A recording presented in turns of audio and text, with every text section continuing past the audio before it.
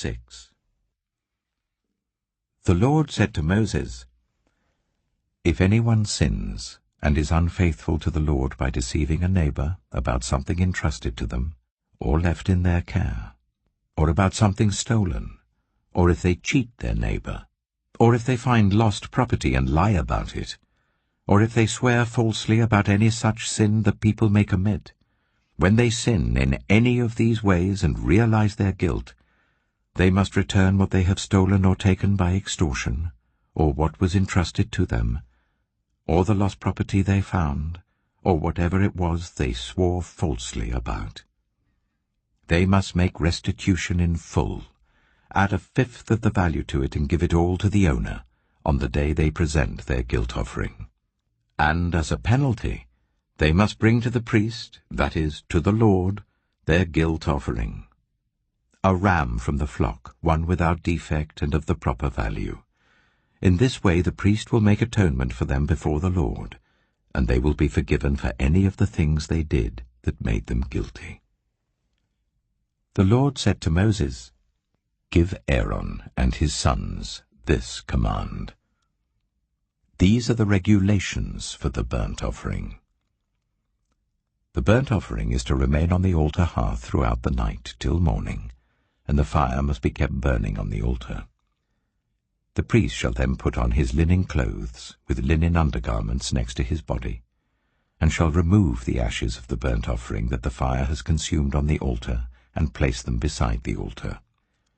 Then he is to take off these clothes and put on others, and carry the ashes outside the camp to a place that is ceremonially clean. The fire on the altar must be kept burning, it must not go out. Every morning the priest is to add firewood and arrange the burnt offering on the fire and burn the fat of the fellowship offerings on it. The fire must be kept burning on the altar continuously. It must not go out. These are the regulations for the grain offering. Aaron's sons are to bring it before the Lord in front of the altar. The priest is to take a handful of the finest flour and some olive oil, together with all the incense on the grain offering, and burn the memorial portion on the altar as an aroma pleasing to the Lord. Aaron and his sons shall eat the rest of it, but it is to be eaten without yeast in the sanctuary area. They are to eat it in the courtyard of the tent of meeting. It must not be baked with yeast. I have given it as their share of the food offerings presented to me. Like the sin offering and the guilt offering, it is most holy. Any male descendant of Aaron may eat it. For all generations to come, it is his perpetual share of the food offerings presented to the Lord. Whatever touches it will become holy." The Lord also said to Moses, "This is the offering Aaron and his sons are to bring to the Lord on the day he is anointed: 1/10 of an ephah of the finest flour as a regular grain offering, half of it in the morning and half in the evening. It must be prepared with oil on a griddle. Bring it well mixed and present the grain offering, broken in pieces as an aroma pleasing to the Lord. The son who is to succeed him as an anointed priest shall prepare it. It is the Lord's perpetual share and is to be burned completely.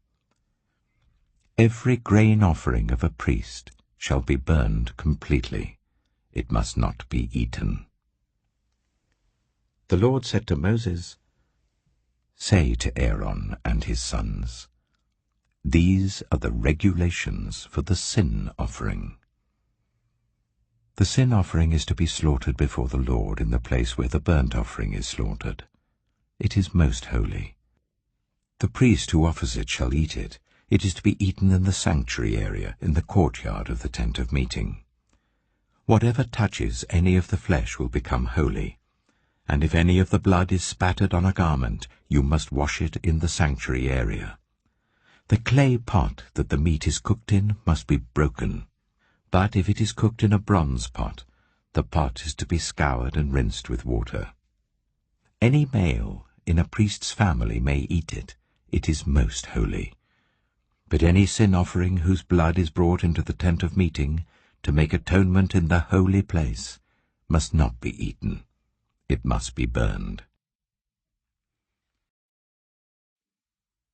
Leviticus chapter 7. These are the regulations for the guilt offering, which is most holy. The guilt offering is to be slaughtered in the place where the burnt offering is slaughtered, and its blood is to be splashed against the sides of the altar. All its fat shall be offered, the fat tail and the fat that covers the internal organs, both kidneys with the fat on them near the loins, and the long lobe of the liver, which is to be removed with the kidneys. The priest shall burn them on the altar as a food offering presented to the Lord. It is a guilt offering. Any male in a priest's family may eat it, but it must be eaten in the sanctuary area. It is most holy. The same law applies to both the sin offering and the guilt offering. They belong to the priest, who makes atonement with them. The priest who offers a burnt offering for anyone may keep its hide for himself.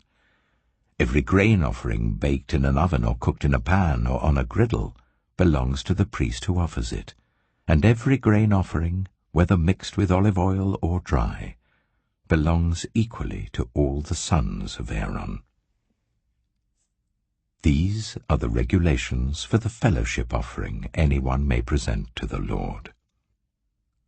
If they offer it as an expression of thankfulness, then along with this thank offering, they are to offer thick loaves made without yeast and with olive oil mixed in, thin loaves made without yeast and brushed with oil, and thick loaves of the finest flour, well kneaded and with oil mixed in. Along with their fellowship offering of thanksgiving, they are to present an offering with thick loaves of bread made with yeast. They are to bring one of each kind as an offering, a contribution to the Lord. It belongs to the priest, who splashes the blood of the fellowship offering against the altar. The meat of their fellowship offering of thanksgiving must be eaten on the day it is offered. They must leave none of it till morning. If, however, their offering is the result of a vow, or is a free will offering, the sacrifice shall be eaten on the day they offer it, but anything left over may be eaten on the next day. Any meat of the sacrifice left over till the third day must be burned. If any meat of the fellowship offering is eaten on the third day, the one who offered it will not be accepted. It will not be reckoned to their credit, for it has become impure. The person who eats any of it will be held responsible. Meat that touches anything ceremonially unclean must not be eaten. It must be burned. As for other meat, anyone ceremonially clean may eat it. But if anyone who is unclean eats any meat of the fellowship offering belonging to the Lord, they must be cut off from their people. Anyone who touches something unclean, whether human uncleanness, or an unclean animal, or an unclean creature that moves along the ground, and then eats any of the meat of the fellowship offering belonging to the Lord, must be cut off from their people. The Lord said to Moses, "Say to the Israelites, do not eat any of the fat of cattle, sheep, or goats.